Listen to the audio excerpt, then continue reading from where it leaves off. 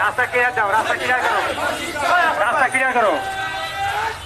জিন্দাবাদ জিন্দাবাদ জিন্দাবাদ জিন্দাবাদ বাংলাদেশ জামাত ইসলামী জামাত ইসলামী জনতা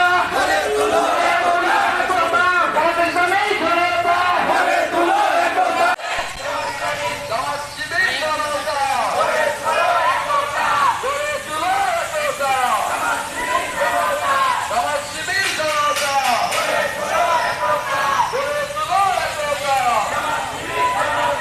শহীদের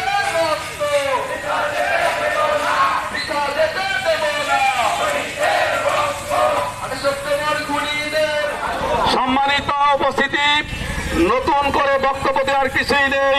আপনারা জানেন আজ থেকে 19 বছর আগে একটা নির্বাচিত সরকার, তৎকালীন 4 দলীয় সরকার ক্ষমতায় ছিল। তাদের ক্ষমতা যখন শেষ হয়ে যাচ্ছে ঠিক সেই মুহূর্তে আওয়ামী সন্ত্রাসীরা পল্টনে লগি বৈঠক নিয়ে সারা দেশে যে তাণ্ডব চালিয়েছিল সেই কথা কি আপনারা ভুলে গেছে? সেই 28 অক্টোবর 2026 এটা শুধু বাংলাদেশই নয়, সারা পৃথিবী দেখেছে না? প্রত্যেকটা চ্যানেল, বাংলাদেশের প্রত্যেকটা চ্যানেল দীর্ঘদিন পর্যন্ত দেখিয়েছে এবং সেই ইতিহাস এখন আমরা দেখতে পাচ্ছি পেপার পত্রিকায়। আমাদের 14 জন ভাইকে শহীদ করা হয়েছিল। শুধু তাই নয়, কেন্দ্রীয় নেতৃবৃন্দ জনাব নুরুল ইসলাম বুলবুল সহ ইসলামী ছাত্র শিবিরের তৎকালীন কেন্দ্রীয় সভাপতি ডক্টর শফিকুল ইসলাম মাসুদ সহ অসংখ্য কেন্দ্রীয় নেতৃবৃন্দ মারাত্মকভাবে জখম হয়েছিলেন, আহত হয়েছিলেন। ঠিক কিনা বলে?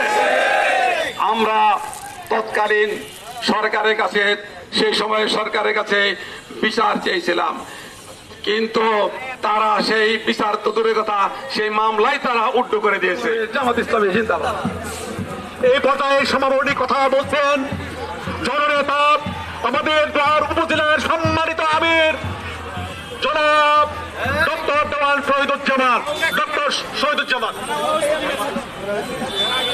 আলহামদুলিল্লাহ আলহামদুলিল্লাহ রাব্বিল আলামিন আসসালাতু ওয়াসসালামু আলা আশরাফিল আমবিয়া ওয়াল মুরসালিন ওয়া আলা আলিহি ওয়া আসহাবিহি আজমাইন।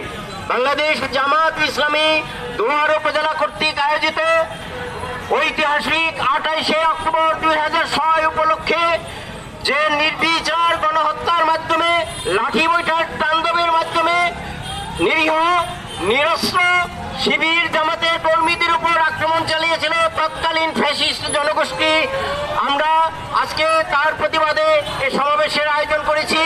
সম্মানিত সুধী, এখানে উপস্থিত আছেন ঢাকা জেলার